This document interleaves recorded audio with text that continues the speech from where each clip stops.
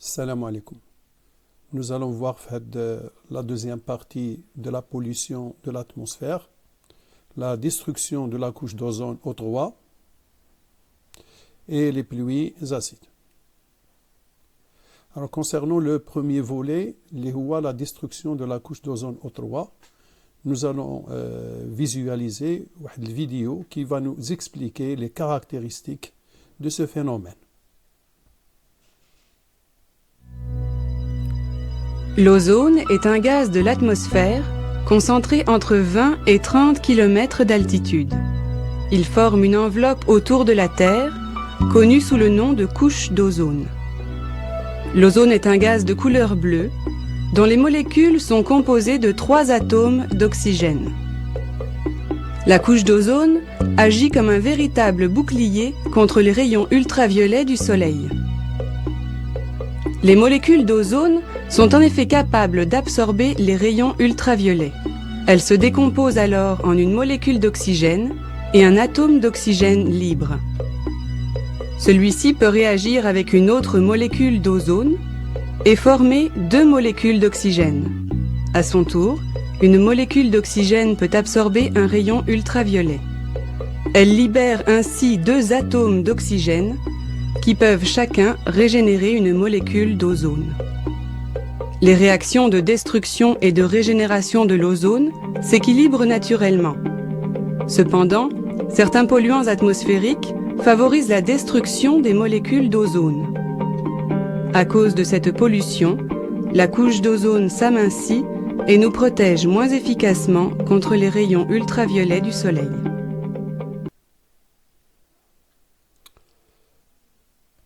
Bon, maintenant, concernant le phénomène de la destruction de la couche d'ozone, ce qu'on doit retenir. Il y a une couche dans l'atmosphère qui contient beaucoup d'ozone, l'ozonosphère. L'ozonosphère, elle fait partie de ce qu'on appelle la stratosphère à une trentaine de kilomètres d'altitude. Alors, l'O3 qui est موجود في la couche, il a la capacité d'absorber les ultraviolets, les rayonnements ultraviolets qui proviennent du Soleil. Alors, le problème, c'est qu'il y a un gaz, le gaz CFC, qui est capable de détruire la couche d'ozone, de réagir avec l'O3 et de le détruire, ce qui va laisser passer les ultraviolets. Alors, le gaz CFC, généralement les vaporisateurs. On peut le trouver aussi dans les systèmes de climatisation et aussi les réfrigérateurs. Le gaz CFC, lorsqu'il va arriver au niveau de la stratosphère, il va libérer du chlore. CFC, ça veut dire chlorofluorocarbone. Chloro, donc, il va libérer du chlore. Le chlore, il va détruire l'ozone, ce qui va entraîner donc la présence de ce qu'on appelle les trous d'ozone. C'est un amincissement de la couche ozonosphère, c'est-à-dire que l'épaisseur serait là, ce qui va laisser passer les ultraviolets. Donc pénétration des ultraviolets par les trous d'ozone. Les trous d'ozone, généralement, dans certains ordinateurs, on peut les voir sous la forme de couleur bleue. Donc, ce qu'on appelle les trous d'ozone par lesquels passent les ultraviolets. Alors, la conséquence de tout cela, c'est des problèmes de santé publique, parce que les ultraviolets, ils peuvent causer des cancers de la peau, un cancer connu sous le nom de Kaposi. Et ça peut entraîner aussi un déséquilibre des écosystèmes parce que les UV, les ultraviolets, peuvent aussi causer des mutations chez les organismes vivants. Alors, la relation maintenant, les ultraviolets ou l'O3, qu'il y a des relations qui sont naturelles, donc dans le cas normal, l'O2, comme nous l'avons vu dans la vidéo, lorsqu'il absorbe un rayonnement UV, il peut se dissocier en 2 atomes d'oxygène. L'O3 également, en absorbant l'UV, il peut donner une molécule de l'oxygène et un atome d'oxygène. Après, la molécule d'oxygène avec l'atome d'oxygène, ils peuvent réagir pour reconstituer, régénérer l'ozone. Donc l'ozone est continuellement détruit, mais aussi continuellement régénéré dans la stratosphère. Maintenant, le problème des ultraviolets lorsqu'il y a le gaz CFC. Alors le gaz qui est le CFC, lui aussi, il peut absorber des ultraviolets pour libérer le chlore. Donc le chlorofluorocarbone. Donc le chlore, il va être libéré et le chlore a la capacité de réagir avec O3. Donc on a ClO avec O2. Et le ClO qui se forme ici, il peut interagir avec un atome d'oxygène pour donner la molécule d'oxygène et le chlore. Et le chlore, il va attaquer un autre O3, et ainsi de suite. Donc la présence du chlore dans la stratosphère va détruire beaucoup de gaz O3. Donc ce qu'on doit retenir, la destruction de la couche d'ozone. Voilà la définition. Le trou d'ozone, attention, ce n'est pas un vrai trou. C'est une diminution de l'épaisseur de la couche d'ozone stratosphérique. C'est une diminution seulement à cause de la destruction de l'O3 par les gaz polluants, par le chlore, par le brom, par NO2. Le chlore est la destruction de l'O3, le brom, le NO2, le dioxyde d'azote. Alors le dioxyde d'azote, il provient généralement des moyens de transport, les avions par exemple, les véhicules en général. Alors remarque, le chlore provient du chlorofluorocarbone. Attention, on a le mot chloro, c'est l'oula, chloro, fluoro ou cétania, carbone. Le chlorofluorocarbone est utilisé dans les réfrigérateurs, le frigidaire, ou les climatiseurs, le climat, et les vaporisateurs en général. Maintenant, le NO2 qui provient des avions détruit aussi l'O3. Les conséquences et solutions. Alors, les trous d'ozone permettent la pénétration des radiations ultraviolettes, ce qui va provoquer des mutations. L'ADN, lorsqu'elle va absorber un rayon UV, donc une modification de l'ADN ou une modification de la structure des chromosomes. Donc des mutations chromosomiques ou alléliques. Ça peut entraîner une déficience immunitaire, c'est-à-dire que le mana'a ديال الجسم غادي تنقص, des cancers de la peau, surtout le cancer de la peau, نسميوه كابوزي.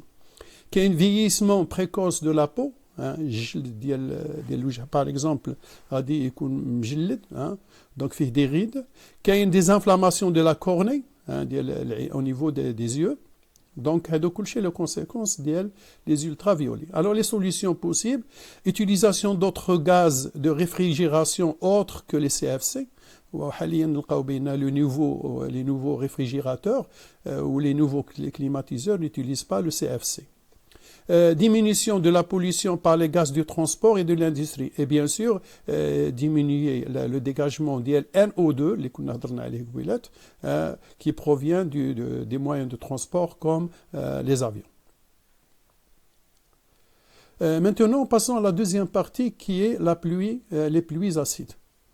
Alors, pour connaître un petit peu le phénomène des pluies acides, nous allons observer une vidéo. La pluie est naturellement un peu acide. Cependant, certains polluants de l'atmosphère augmentent dangereusement cette acidité naturelle. Ces gaz sont émis principalement par les véhicules à moteur et par les industries. Lorsqu'ils se combinent avec l'eau des nuages, ils forment des acides.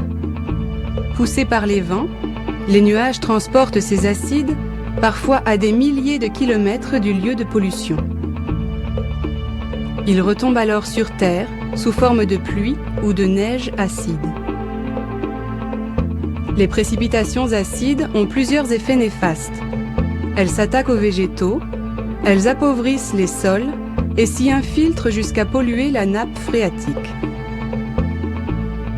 Les pluies acides peuvent aussi provoquer l'acidification des lacs, y détruisant pratiquement toute vie végétale et animale. À cause de la pollution, l'acidité de la pluie peut atteindre des valeurs extrêmes. En 1974, des pluies aussi acides que du jus de citron se sont abattues sur l'Écosse.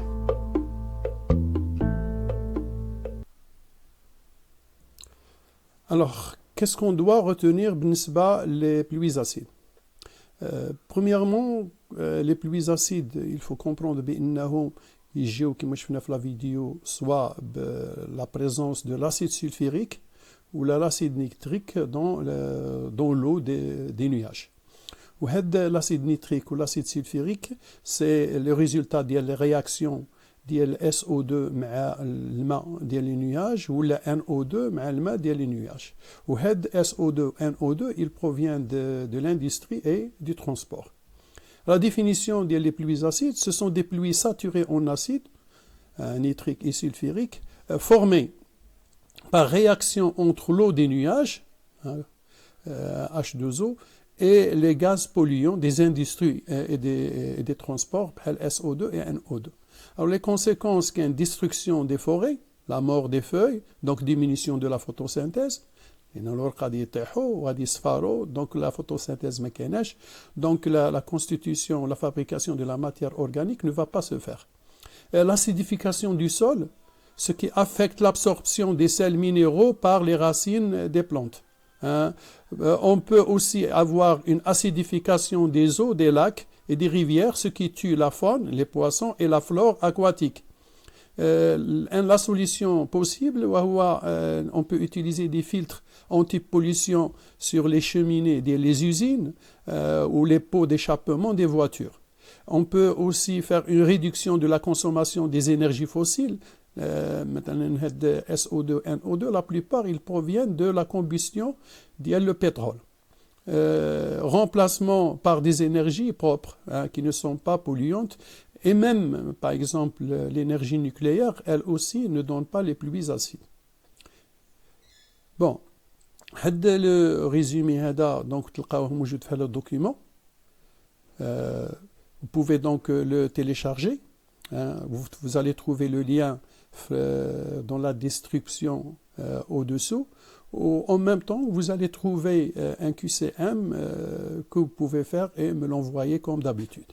Merci.